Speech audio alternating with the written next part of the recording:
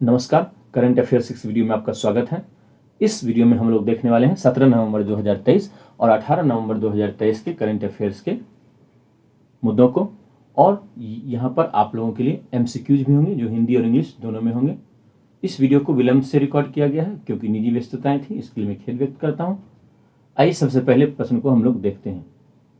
Name the word of the year declared by Collins dictionary. Collins dictionary द्वारा घोषित word of the year का नाम क्या है, साल के शब्द का नाम क्या है। चार ऑप्शन है, हेलुसिनेट, एआई, डीप फेक और रेफ्यूजी। तो इसका उत्तर होगा आर्टिफिशियल इंटेलिजेंस। कॉलिंस डिक्शनरी ने आर्टिफिशियल इंटेलिजेंस एआई को एआई को साल का शब्द घोषित किया है। कैम्ब्रिज डिक्शनरी ने साल का शब्द घोषित किया है हेलुसिनेट को। ये दोनों ही शब्द एआई और हेलुसिनेट दोनों ही शब्द आर्टिफिशियल इंटेलिजेंस से जुड़े हुए हैं। हेलुसिनेट का जो पारंपरिक अर्थ है वह है कि किसी बीमारी के कारण या कोई नशा लेने के कारण जब कोई व्यक्ति जो चीजें नहीं हैं उन्हें देखने लगता है, सुनने लगता है, अनुभव करने लगता है या सूंघने लगता है, तो हम कहते हैं कि वह व्यक्ति हेलुसिनेट कर रहा है, उसे मति भ्रम हो रहा है। तो कैम्ब्रिज डिक्शनरी ने इस शब्द के अर्थ को और अधिक विस्तार दिया है और बताया है कि आर्टिफिशियल इंटेलिजेंस जो है वह भी हेलुसिनेट करता है। जब यह हेलुसिनेट करता है तो वह गलत सूचना का निर्माण करता है। एआई का अर्थ है कि कंप्यूटर सिस्टम के पास मानव के मस्तिष्क के जैसी गुण आ जाना, के जैसी योग्यता आ जाना, और वह मनुष्य के जैसे ही भाषा को का भी निर्माण कर पाता है, उसे प्रोसेस कर पाता है। तो आर्टिफिशियल इंटेलिजेंस एक शब्द में हुआ कृत्रिम बुद्धिमत्ता, अर्थात कंप्यूटर के पास भी मनुष्य के जैसी बुद्धि की कुछ शक्तियां आ जाना। तो यहाँ पर आपको दो शब्द याद रखने हैं कम से कम, हेलुसिनेट और एआई। एआई को घोषित किया है कॉलिंस डिक्शनरी ने, हेलुसिनेट को कैम्ब्रिज डिक्शनरी ने घोषित किया है वर्ड ऑफ द ईयर। अब हम लोग अगले प्रश्न को देखते हैं। Pedro Sanchez has been re elected as the prime minister of this country. Pedro Sanchez को किस देश के प्रधानमंत्री के रूप में फिर से चुना गया है। आपके सामने चार ऑप्शन है, स्पेन, पुर्तगाल, अर्जेंटीना और बोलीविया। तो इसका उत्तर होगा स्पेन। यह है पेड्रो सांचेज। पेड्रो सांचेज को स्पेन के पार्लियामेंट ने एक बार फिर से अगले टर्म के लिए प्राइम मिनिस्टर चुना है, प्रधानमंत्री चुना है, और वे स्पेनिश सोशलिस्ट वर्कर्स पार्टी, जिसे स्पेनिश भाषा में उसको अगर छोटा किया जाए तो PSOE कहा जाता है, के नेता हैं। लेकिन स्पेन में इनकी काफ़ी आलोचना हुई जब इन्होंने वैसी राजनीतिक पार्टियों के साथ समझौता किया, जो सत्ता के लिए उन्होंने समझौता किया, जो कैटलोनिया के जो सेपरेटिस्ट थे, जो अलगाववादी थे, उनका समर्थन करती रही हैं। और साथ ही साथ इनको एक डील करना पड़ा जिसके तहत वे स्पेन की संसद में एक बिल लाएंगे जिसके द्वारा कैटलोनिया के जो अलगाववादी हैं उन्हें राज्य क्षमा दे दिया जाएगा, एमनेस्टी प्रदान कर दी जाएगी, यानी उनके सारे जो अपराध थे उसे भुला दिया जाएगा, उनके लिए उन्हें कोई भी सजा नहीं दी जाएगी, एमनेस्टी दे दी जाएगी। अब हम लोग देख लेते हैं कैटलोनिया आखिर है कहाँ पर। तो कैटलोनिया स्पेन के उत्तर पूर्व में है, एक प्रांत है, और यह फ्रांस और एंडोरा दो देशों से सटा हुआ है, और यह मेडिटेरेनियन सी अर्थात भूमध्य सागर के किनारे पर स्थित है। कैटलोनिया में ही बार्सिलोना नामक शहर है जो कि स्पेन का एक बहुत बड़ा शहर है। कैटलोनिया के किनारे ही है बेलेरिक सी, और थोड़ी दूर पर है बेलेरिक आइलैंड्स, बेलेरिक द्वीप है।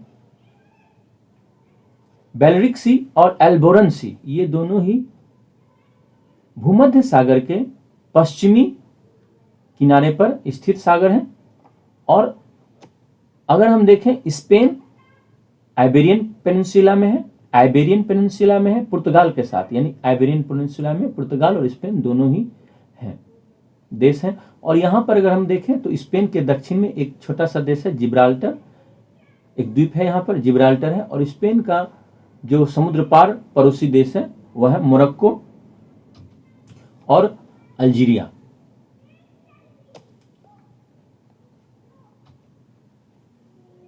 फ्रांस और स्पेन के बीच में जो पर्वत श्रृंखला सीमा बनाती है उसका नाम है पिरीनीज पर्वतमाला।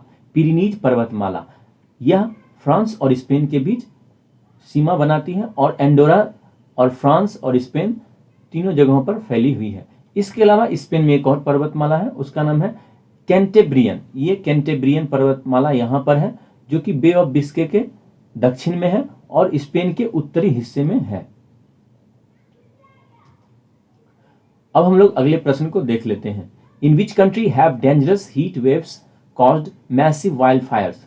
किस देश में खतरनाक गर्मी की लहरों ने बड़े पैमाने पर जंगल की आग फैलाई है?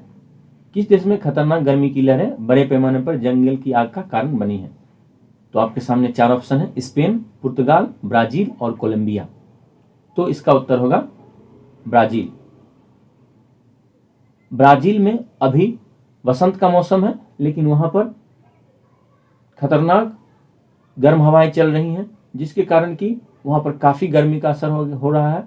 और पेंटानल बायोम जो एक विश्व का सबसे बड़ा वेटलैंड एरिया है, आर्द्र भूमि है, वहां पर वाइल्ड फायर्स की स्थिति आ गई है, यानी जंगल में वहां पर आग लग गई। वहां जो पेड़ पौधे थे बहुत सारे, वहां पर आग लग गई है। तो यहां पर है पेंटानल, यहां आप देख सकते हैं, बोलिविया से सटा हुआ है, थोड़ी ही दूर पर है। तो आपको जरूर याद रखना है कि पेंटानल बायोम कहां पर स्थित है। यह ब्राजील में स्थित है और विश्व का सबसे बड़ा वेटलैंड एरिया है, सबसे बड़ा आर्द्रभूमि क्षेत्र है। अब हम लोग देख लेते हैं safe harbour clause of information technology rules gives protection to dash dash dash. ये है हमारा अगला प्रश्न कि सूचना प्रौद्योगिकी नियमों का सेफ हार्बर प्रावधान किसे सुरक्षा प्रदान करता है? आपके सामने 4 ऑप्शन हैं, social media users, government agency, सरकारी एजेंसियां, सोशल मीडिया प्लेटफॉर्म, डी है पब्लिशिंग हाउसेज। तो इसका उत्तर होगा सोशल मीडिया प्लेटफॉर्म को सेफ हार्बर क्लॉज के तहत संरक्षण मिला हुआ है और यह इंफॉर्मेशन टेक्नोलॉजी नियमों के सेक्शन 79 के अंतर्गत मिला हुआ है, जिसके तहत उनके प्लेटफॉर्म पर यानी फेसबुक, ट्विटर पर जो यूजर्स हैं, जो उपयोगकर्ता हैं, वो कोई भी कंटेंट, कोई भी वीडियो, ऑडियो, मैसेज, कुछ भी वो शेयर करते हैं उसके लिए इन संस्थाओं को जवाबदेह नहीं ठहराया जाता है। उन्हें कानूनी क्या मिली हुई है? इम्यूनिटी मिली हुई है। लेकिन जो हमारे केंद्रीय सूचना और तकनीकी राज्य मंत्री हैं राजीव चंद्रशेखर, उन्होंने कहा है कि अगर एआई के द्वारा बनाया गया कोई भी बायस्ड कंटेंट है, एआई के द्वारा बनाया हुआ कोई पक्षपातपूर्ण सामग्री है, तो उसके लिए इन संस्थाओं को, सोशल मीडिया प्लेटफॉर्म्स को कोई भी कानूनी इम्यूनिटी नहीं मिलेगी, लीगल इम्यूनिटी नहीं मिलेगी।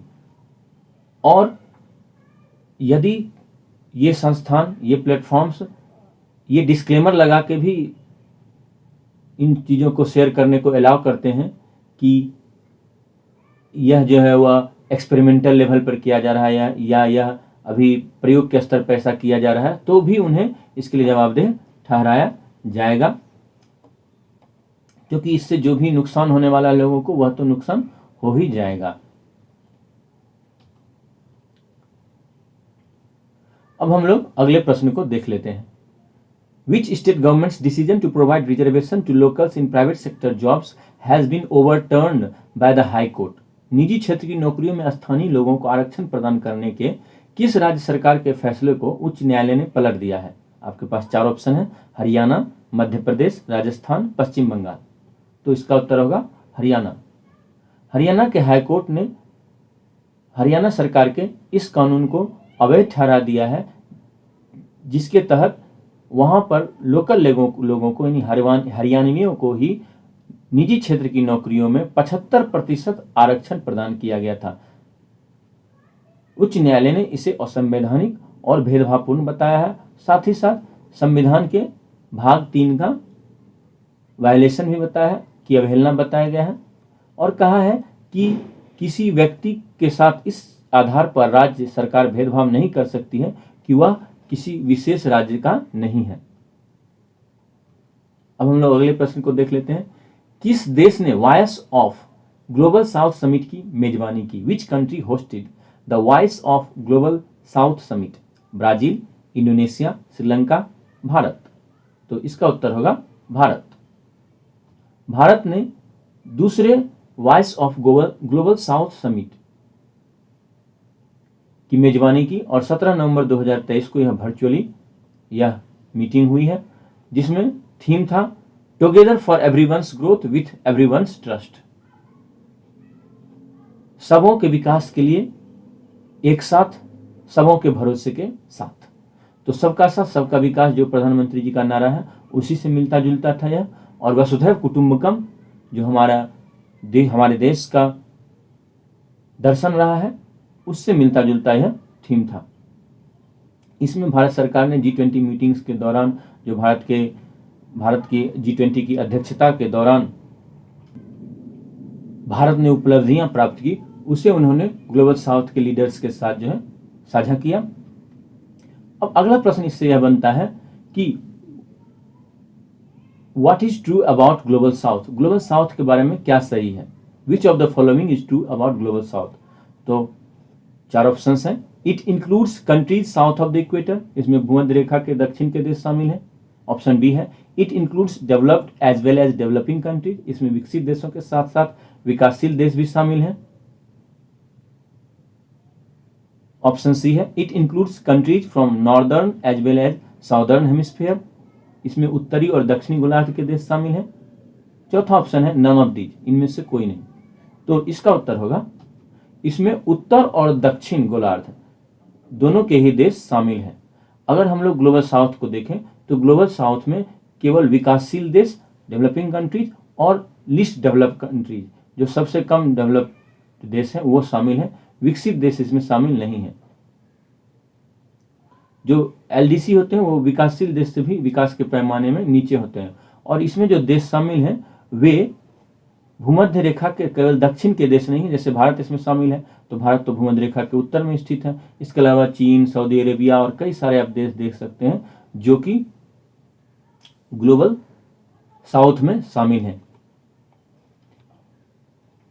यह जो साउथ और नॉर्थ का विभाजन है, ग्लोबल नॉर्थ और ग्लोबल साउथ का जो विभाजन है, यह विभाजन यूनाइटेड नेशंस की एक संस्था UNCTAD, United Nations conference on trade and development ने किया है। व्यापार और विकास पर यूनाइटेड नेशंस सम्मेलन ने UNCTAD अंकटाड ने यह विभाजन किया, ग्लोबल नॉर्थ और ग्लोबल साउथ। ग्लोबल नॉर्थ में जो विकसित देश हैं वो हैं और जो विकासशील देश हैं वो ग्लोबल साउथ में है। इनकी क्या विशेषता है? यहाँ जो है प्रति व्यक्ति आय कम है, बहुत घनी आबादी है, अवसंरचना का जो स्तर है वह खराब है, साथ ही साथ राजनीतिक और सांस्कृतिक जो है वह मार्जिनलाइजेशन होता है, वंचीकरण होता है कई लोगों के साथ। अब इसी से जुड़ा हुआ एक और कॉन्सेप्ट है थर्ड वर्ल्ड का। तो कोल्ड वार के समय, यानी जब संयुक्त राज्य अमेरिका और सोवियत संघ के बीच युद्ध के जैसी तनातनी की स्थिति रहा करती थी, उस समय ही 2 खेमों में बटा हुआ था विश्व। एक तरफ वेस्टर्न ब्लॉक था और एक तरफ ईस्टर्न ब्लॉक था। जो यह वेस्टर्न ब्लॉक था, जिसे आप नीले नीले से रंगा हुआ देख सकते हैं, ये वेस्टर्न ब्लॉक जो था वह उसमें NATO, North Atlantic Treaty Organization के देश और उनके समर्थक देश थे।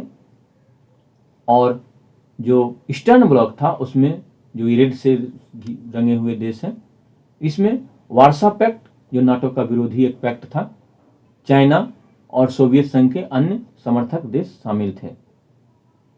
एक तरफ जो वेस्टर्न ब्लॉक था, पश्चिमी गठबंधन था, उसका नेता था अमेरिका, और जो पूर्वी गठबंधन था, ईस्टर्न ब्लॉक था, उसका नेता था सोवियत यूनियन। तो इसे माना जाता था फर्स्ट वर्ल्ड। जो सोवियत संघ के समर्थक थे वे थे सेकेंड वर्ल्ड, जो अमेरिका के समर्थक थे वे थे फर्स्ट वर्ल्ड। और जो कई सारे देश थे जो यह ग्रे ग्रे कलर के रंगे हुए देश हैं, इन देशों ने अपने आप को इन दो ब्लॉक से अलग रखा, 2 गुटों से अलग रखा, और वो अपने आप को कहते थे हम गुटनिरपेक्ष हैं या हम तटस्थ देश हैं। तो ये सभी कहलाए थर्ड वर्ल्ड कंट्रीज। तो जो सोवियत गुट में शामिल थे वो द्वितीय दुनिया थी, जो अमेरिका वाले गुट में थे वो पहली दुनिया थी, और जो किसी गुट में नहीं थे, जो निर्गुट थे, वो थे तीसरी दुनिया के देश। अगला प्रश्न, Alok Sharma is the new director of this organization. Alok Sharma इस संगठन के नए निदेशक हैं। NIA, NSG, SPG, रॉ। तो इसका उत्तर होगा SPG। आलोक शर्मा SPG के नए डायरेक्टर बनाए गए हैं। वे एक IPS हैं। SPG का फुल फॉर्म होता है स्पेशल प्रोटेक्शन ग्रुप, और यह कैबिनेट सेक्रेटेरिएट के अंतर्गत आता है। इसकी स्थापना 1985 में हुई थी। यहाँ ध्यान देने वाली बात है कि 1984 में प्रधानमंत्री इंदिरा गांधी की हत्या हुई थी, और उसके बाद ही अगले साल SPG का गठन किया गया। इसका उद्देश्य था, इसका जो मुख्य कार्य दिया गया वह था प्रधानमंत्री की सुरक्षा करना। प्रारंभ में यह केवल प्रधानमंत्री की सुरक्षा से संबंधित था, लेकिन फिर बाद में जब राजीव गांधी के पद से हटने के कारण LTT हटने के बाद LTT के आतंकवादियों के द्वारा उनकी हत्या कर दी गई, तो एक नया प्रावधान जोड़ दिया गया जिसके तहत प्रधानमंत्री और जो पूर्व प्रधानमंत्री हैं और उनके परिवार के सदस्यों को सुरक्षा प्रदान करना SPG का कार्य निर्धारित किया गया। 2019 में इसमें संशोधन कर दिया गया, और अब केवल प्रधानमंत्री ही, जो वर्तमान प्रधानमंत्री हैं, उन्हें SPG सुरक्षा प्रदान की जाती है। और इस तरह से केवल प्रधानमंत्री मोदी ही एकमात्र व्यक्ति हैं जिन्हें SPG का प्रोटेक्शन मिलता है। उनके परिवार के अन्य सदस्य चूंकि उनके साथ प्रधानमंत्री आवास में नहीं रहते हैं, इसलिए उन्हें SPG प्रोटेक्शन नहीं मिलता है। SPG प्रोटेक्शन के लिए 2019 में जो संशोधन किया गया उसके तहत यह प्रावधान कर दिया गया कि प्रधानमंत्री के परिवार के लोग यदि प्रधानमंत्री के आवास में रहते हैं तो उन्हें यह प्रोटेक्शन मिलेगा प्रधानमंत्री के प्रधानमंत्रित्व काल तक। SPG सुरक्षा मिलने से कई सारी सुविधाएं मिलती हैं, जैसे प्रधानमंत्री के आवास में भी बिना किसी रोक टोक के, बिना किसी सिक्योरिटी जांच के व्यक्ति घुस सकता है। SPG सुरक्षा जिन्हें मिली हुई है वो घुस सकते हैं, और एयरपोर्ट पर उनके लिए अलग से व्यवस्था की जाती है। अब SPG का जो मोटो है, जो सूत्र वाक्य है, उसे अगर हम लोग देखें तो वह है शौर्यम समर्पणम सुरक्षणम, बहादुरी, समर्पण और सुरक्षा, ब्रेवरी, डेवोशन एंड प्रोटेक्शन। ये भी आप याद रखेंगे। अगला प्रश्न, BN Goswami was a famous. BN Goswami एक प्रसिद्ध क्या थे? आर्कियोलॉजिस्ट, पुरातत्वविद, आर्ट हिस्टोरियन, कला इतिहासकार, साइंटिस्ट, वैज्ञानिक, म्यूजिशियन, संगीतज्ञ। तो BN गोस्वामी क्या थे? इनकी हाल ही में मृत्यु हो गई है। तो BN गोस्वामी जो थे वे कला इतिहासकार थे। उनकी हाल ही में मृत्यु हो गई है। इनका पूरा नाम था ब्रिजेंद्र नाथ गोस्वामी। वे कला के आलोचक भी थे, एक बड़े आर्ट क्रिटिक थे, और विशेष रूप से उन्हें विशेषज्ञता हासिल थी लघु चित्रों पर, जिसे मिनिएचर पेंटिंग्स कहते हैं, उन पर। ये मिनिएचर पेंटिंग्स जो होते हैं वो बहुत ही छोटे छोटे बनाए जाते हैं। ये खास करके किताबों पर उत्कीर्ण किया जाता था। पुराने समय में एल्बम बनाया जाता था इनका। और इनकी जो सबसे महत्वपूर्ण विशेषता है वो है इनमें ब्रश का जो काम होता है बहुत इंट्रिकेट होता है, जटिल काम होता है। और इनमें जो रंगों का प्रयोग किया जाता है वो नेचुरल कलर्स होते हैं। उन्हें सब्जियों से, नील से, पत्थर से, सोने चांदी इत्यादि से तैयार किया जाता था। इनमें जो इनका थीम होता था, जो विषय जिनको इनमें चित्रित किया जाता था, वे राग होते थे, संगीत के नोट्स होते थे, या फिर धार्मिक कथाओं को इनमें चित्रित किया जाता था, देवी देवताओं को चित्रित किया जाता था। और इन सब चीज़ों को कागज पर या कपड़े पर उत्कीर्ण किया जाता था, और बहुत ही छोटा सा बनाया जाता था, बहुत बड़ा नहीं होता था, इसलिए इनका नाम मिनिएचर रखा गया। सबसे पहले पाल राजाओं ने, बंगाल के पाल राजाओं ने इन्हें संरक्षण दिया। देवपाल, धर्मपाल इत्यादि के समय में इन्हें संरक्षण मिला, और बाद में मुगल साम्राज्य में इन्हें काफ़ी संरक्षण मिला। अकबर और जहांगीर तो चित्रकला के अच्छे संरक्षक थे। और उसके बाद विभिन्न शैलियों का ही विकास हुआ। जैसे राजस्थानी स्कूल की कई सारी शैलियाँ हैं, किशनगढ़ शैली, बूंदी जयपुर शैली, मेवाड़ शैली, मारवाड़ शैली, और पहाड़ी पेंटिंग के भी कई सारे शैलियाँ हैं, गुलेर शैली, बसोहली शैली, गढ़वाल शैली, चंबा शैली और कांगड़ा शैली। बीएन गोस्वामी जो थे वो पहाड़ी स्कूल ऑफ पेंटिंग के विशेषज्ञ थे और वो एक बहुत बड़े इतिहासकार भी थे। उन्होंने कई सारी किताबें लिखी। उन्होंने 1100 ईस्वी से लेकर 1700-1800 ईस्वी तक के कला के इतिहास पर एक बहुत महत्वपूर्ण ग्रंथ लिखा। उन्होंने 20 से अधिक किताबें लिखी थी। अब अगला प्रश्न, operation 1027 is related with this country. Operation 1027 किस देश से संबंधित है? Myanmar, China, Israel, India. तो इसका उत्तर होगा म्यांमार। ऑपरेशन 1027 जो है वह म्यांमार से संबंधित है। यहाँ पर म्यांमार के जो एथनिक ग्रुप्स हैं, जो पारंपरिक जनजाति ग्रुप हैं, उन्होंने वहाँ की जो सैन्य सरकार है उसका विरोध करना शुरू किया है और सशस्त्र रूप से उसके विरुद्ध वो लड़ाइयाँ कर रहे हैं। इसके लिए उन्होंने एक ब्रदरहुड अलायंस, भाईचारा अलायंस बनाया, 3 ब्रदरहुड अलायंस बनाया, जिसमें कि Myanmar national democratic alliance army है, तांग नेशनल लिबरेशन आर्मी और अराकान आर्मी शामिल है। और इन्होंने कई तरफ से इस पर हमला करना शुरू किया। म्यांमार की जो जुंटा सरकार है, सैन्य सरकार, उस पर हमला शुरू किया। चीन स्टेट जो है वो उधर से हमला शुरू किया। चीन स्टेट जो है वह भारत के मणिपुर और मिजोरम के नज़दीक है। शान स्टेट जो चाइना के किनारे है, उधर से हमला शुरू किया। और काइन स्टेट, तो यहाँ पर माना जा रहा है कि यह जो 1027 यह जो नाम रखा गया है, यह 10-27 यानी 10 अर्थात अक्टूबर महीने के लिए और 27 तारीख के लिए, क्योंकि यह जो हमला है शुरू किया गया है 27 अक्टूबर को, इसीलिए अक्टूबर 27 को किया गया है, इसीलिए इसका नाम 1027 रखा गया, 10-27 रखा गया। और माना जा रहा है कि चीन की सरकार का इन विरोधियों को, विद्रोहियों को पूरा समर्थन मिला हुआ है, गुप्त समर्थन मिला हुआ है। अब इसके कारण भारत के पास यह चुनौती आ रही है कि ये जैसे यह रिखव द्वार है इत्यादि जगहों से क्या हो रहा है, भारत की ओर लोग बॉर्डर पार कर करके शरणार्थी बनकर आ रहे हैं। जोखथार जैसा क्षेत्र है वहां पर आ रहे हैं। उम्मीद करता हूं कि ये वीडियो आपको बहुत ही पसंद आया होगा, तो आप इसे ज़रूर लाइक कर दें। अगर आपने चैनल को सब्सक्राइब नहीं किया है तो प्लीज़ सब्सक्राइब कर लें।